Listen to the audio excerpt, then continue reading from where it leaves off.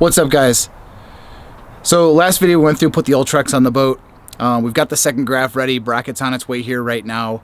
We went through and did an oil change on the motor, did an oil change on the lower unit, put new plugs in it, got everything ready for the upcoming season. But one thing a lot of you guys forget about when you guys are going through your season, your off season if you will, that we have up here, is that you forget to maintain your reels. So I've got a super tune kit for one of my Shimano SLX reels from Spool, and great guy, great team down there. Really like their products, have it in a couple reels now, but I wanted to walk you guys through how you run a super tune kit in SLX, get rid of the plastic spacers in the reel, and put it into a Shimano Corrado K quality reel on a budget. So let's go do this.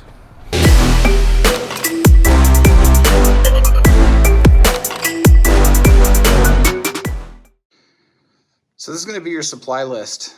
You're going to need a pick, a small electronic screwdriver. I got this little kit from Cobalt. It comes with a bunch of bits. It's a great kit. Your bearings, your reel, some grease, some lube, which is the Spool Speed lube right here, and a 10mm wrench or a socket. Once you have all that, you can get started. Take your tension knob off of the reel to expose this bearing. So what I typically do is I reel the handle, get the anti-reverse set, use my left hand, keep pressure on the handle, and take this knob off. If the knob is off, you'll expose this bearing on the end of the spool. You will see there's a little retainer clip. So you're gonna take that pick and use it to take that retainer clip out right there. Once you do that, the bearing should just fall right out. Now, one of the things I do is I keep my thumb over the retainer clip to make sure that when the retainer clip comes loose, it doesn't fly out of the reel. First bearing. I'm gonna set it off to the side. It's the bearing that goes right there. Now you're gonna take the same process, hold the reel handle with your left hand and drop your bearing in with your right. Once the bearing is in, you can go ahead and put your clip back in. And again, when using your clip or your pick to put your clip back in and push it down, you are going to keep your thumb over that clip, because if it becomes dislodged, you do not want it shooting across your living room, garage, basement, whatever your workshop is. So now I'll go ahead and put the tension knob back on. After you replace that bearing where your spool tension knob is, you are going to flip your reel over. You're going to hold the side plate of the reel, and you are going to move your clip from closed to open, which will open the left side of your reel. Once you have the left side of your reel open, you will see, just like the other side, the right side, or left side, whatever your reel handle side is, I apologize. Just like the other side of the reel, you are going to have a clip holding a bearing in. You will use your pick and you will take that clip out as well. And just like the other side, I'm going to use my thumb as a shield to keep this retainer clip in place. I went to take this one out, and had my thumb not been here, this clip would have shot out of the reel. So it's one thing to look out for. Now that the clip is out of the way, you are going to tap lightly and this bearing should fall right out of the housing.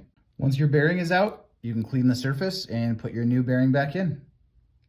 So the new bearing is in and seated. I'm gonna go ahead and put the retainer clip in. All right, so now that you have the spool bearings in, come over to the handle, take this screw out, take this nut off. All right, so one thing to be very careful of, the clicker for your drag star is actually two pieces. It is a little, looks like the end of a ballpoint pen, wedged between these two pieces here. So you're gonna back this nut off. You're gonna take the handle off. You're gonna be very careful when you remove this drag star so that you don't lose any of the pieces. It is a spring, looks like the tip of a ballpoint pen. It's really tiny, and there's a little clicker that's on there as well. So do not lose that. There you go. So there is your top piece to your clicker. Your clicker is underneath that. And then what you're gonna wanna do is hold this down, and you're gonna spin your drag star just like this, so you can get it off.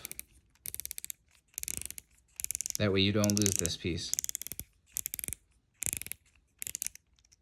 There you go. Now, take it off. There's gonna be a spring there.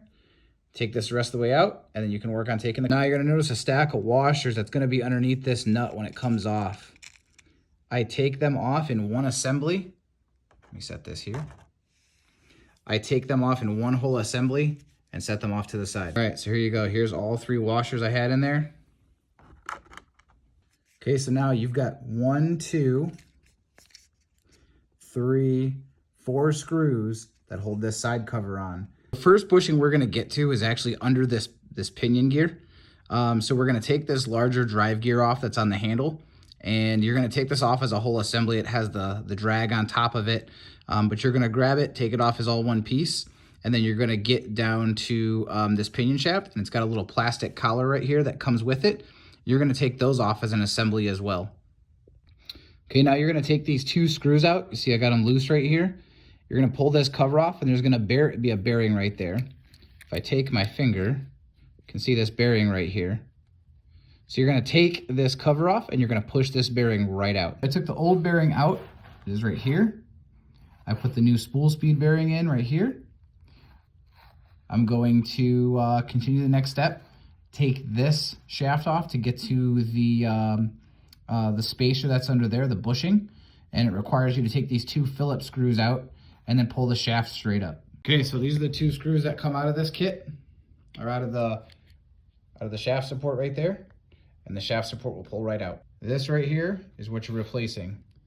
This is a bushing, it is not a bearing. We want to get rid of that. So you're going to take this clip off. You're going to take this little stack, and you're going to put this bearing or this bushing off to the side, put a bearing on it, put everything back on, close it up. So you're going to take that pick and you're going to use it right there on the end of the shaft. All right, so there's a clip that comes off the end of the shaft.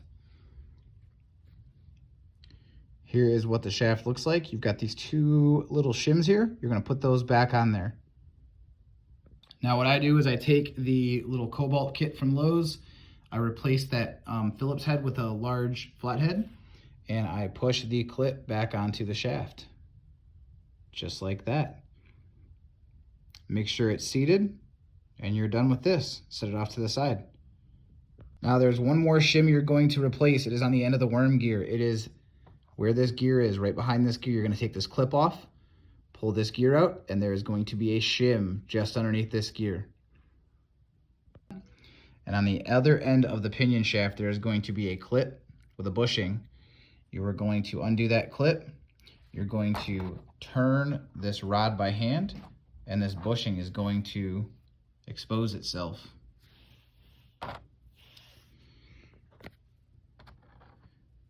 You are then going to take this bearing right here, if I can get it in the shot, put it on the end of this shaft, and reverse the process. So you're gonna put the Phillips screw in right here that holds this front piece onto the reel. I've got the clip. Let me lift this lid up real quick. I've got the clip and the washer right there that go on the end of the worm gear shaft. I've got the other clip on top of the gear. Remember, it goes flat side up. That way you can get this clip back on. If you cannot get this clip back on, it's probably because you have the gear upside down. You're gonna push this shaft in. It's gonna feel like it stops, and you're gonna push it in until these line up perfectly. If they don't line up perfectly like this, you need to push it in a little bit further. All right, so now that I've got this back together, I've got my my drive gear with my drag assembly on the shaft. I've got the 2 springs right next to the pinion shaft on the mechanism. I'm gonna go ahead and put the cover back on this and finish this guy up. Okay, so this is your assembly before you finish up the reel. Your nut goes with the recessed side up so the spring can fit inside of it. And you've got your stack set 2 steels on the bottom and your bronze copper faced washer on top just beneath this nut. Now, one of the things you're gonna wanna do is double check your drag, make sure everything's working, functioning properly. So you're gonna tighten it all the way down. Make sure there's no slop in the handle. That would mean that there was tension before you locked it down. I always screw it down, loosen all the way up, screw it all the way back down a couple of times, turn the handle, make sure the handle's good and tight. Then you'll finish torquing this up. So we basically took this SLX, super tuned it, and now one of the benefits is we've gotten rid of some of the plastic inside the reel, so it's going to feel a lot firmer. The second benefit, obviously, ability to throw long casts. Since this is a crankbait reel, that makes a huge difference because now we're making sure we get those plugs down to maximum depth. keep them in the strike zone longer, and it should help us. The reel's gonna be a lot quieter now that we've added some grease to the drive gears. Seems like Shimano kind of skimped on that from the factory, but that's one thing that was able to be fixed. I think the kit's like $59 from Spool Speed. I would highly recommend it. Like I said, I've been using these bearings for about a year. No issues, no problems, no qualms. Really good quality bearings, and they do improve the feel and the ability to cast these reels. All right, guys, so that's a wrap on this Shimano SLX Super Tune. I hope this tutorial was able to help you out and guide you through this process. I'm gonna go ahead and link some of the products down below. If you wanna find the bearings, if you wanna find the tools that I use to do this, they'll be right there. Hit that subscribe button, hit that like button so we can keep this content flowing. And if you have any questions or there's anything you wanna see, hit that comment box and we'll go ahead and respond and get back to you. So as always, tight lines.